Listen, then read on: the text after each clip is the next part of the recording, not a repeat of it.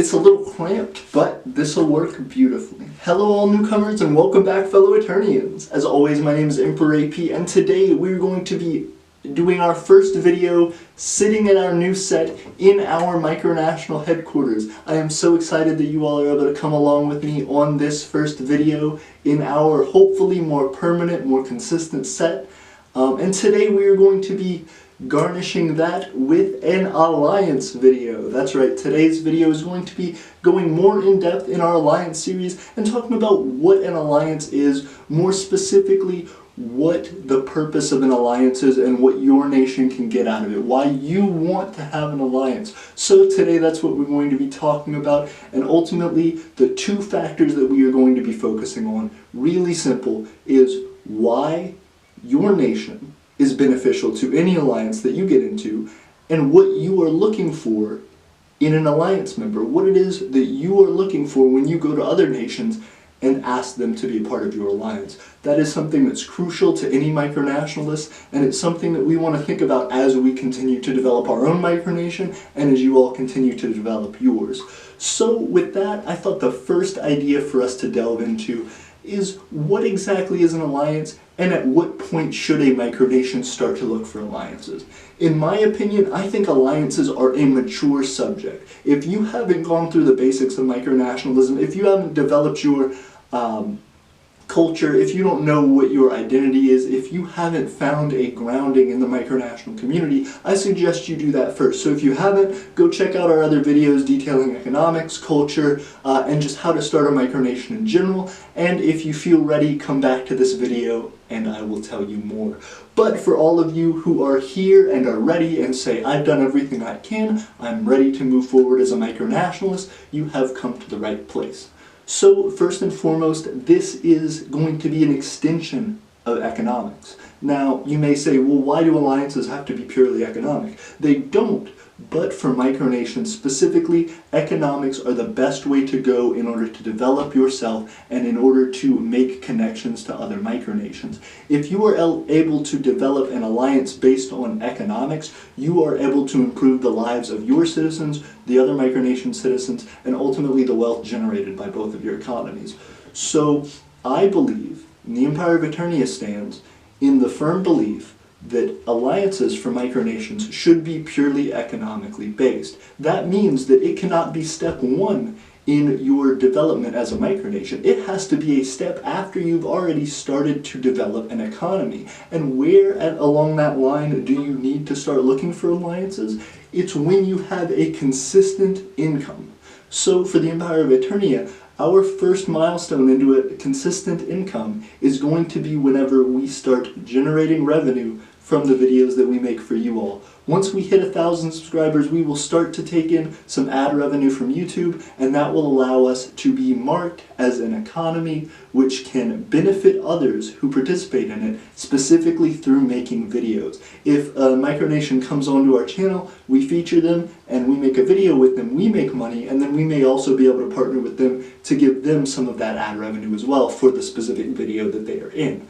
Now, the thing that's exciting about that is that that is something that will always be consistent. That's what I mean by it. Something that no matter what happens, no matter how the winds of fate change, you will be able to make money with this and it will not be extremely difficult. Why do you need that? Why do you need such a hard line for a micronation, something that's so difficult for micronations to do, to be the first step in building an alliance? It's because your alliance has to be sturdy. It's because whenever you are partnering with someone else and you are committing your economy to them and they are committing their economy to you, you want to make sure that you're holding up your end of the bargain, and you want to make sure that your partner is committed to that same effect, committed to the same level of rigor that you are, and that will hopefully make both of your nations shine. So the biggest thing that we want to focus on today is in what that should look like. Now, whatever your economy is specialized to is probably going to be pretty niche. Like for us, it will be these videos and then hopefully into electronics, hopefully into manufacturing for you all, and we will see that develop over time. But for right now, we are starting in videography, in creating this YouTube channel and seeking ad revenue from that. So therefore, channels and specifically micronations that will benefit us may not necessarily be doing the same thing.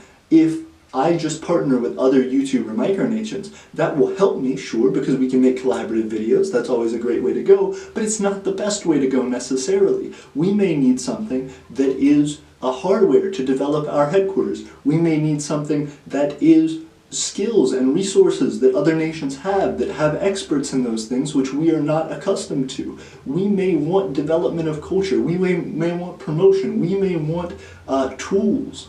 There are so many different things that our nation needs that we don't have, that is outside, that is outside of the scope of our economy and what our economy is actually successful in producing.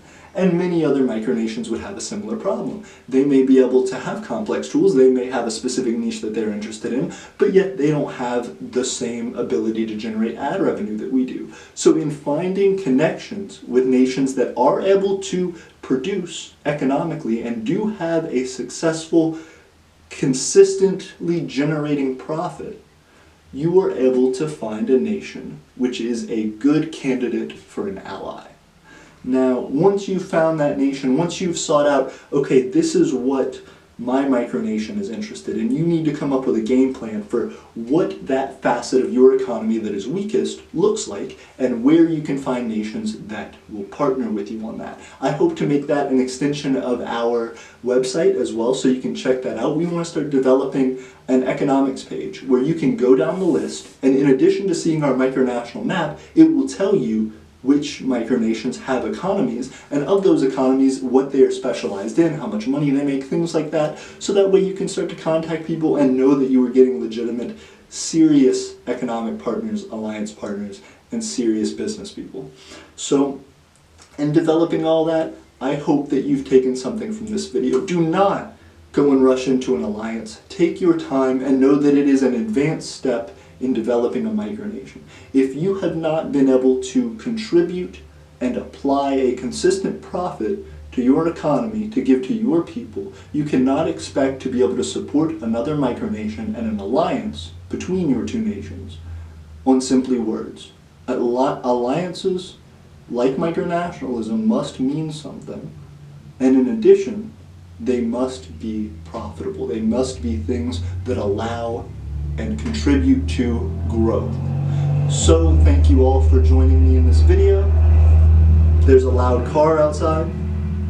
Thank you all for joining me in this video. I can't wait to talk to you more about this, and please let me know if you have any questions, because I all the time get comments and messages about alliances and allying with the Empire of Aeternia, and honestly for us that's the biggest difficulty, is trying to get across that before you should try to ally with us or anyone else, you should first have some consistent form of income. You should first be able to say, I am contributing this to the alliance. I am contributing this economically to the alliance, and that's what we hope to show you. Because in the next video in our alliance series, I would love to talk about what it is that is your strategy, what it is that is your perspective when you come to the table in those alliance meetings, when you are looking for either applying into an alliance or yourself looking for alliance members, what it is that you should be asking of them and what it is that you are able to give. Because ultimately, what these alliances are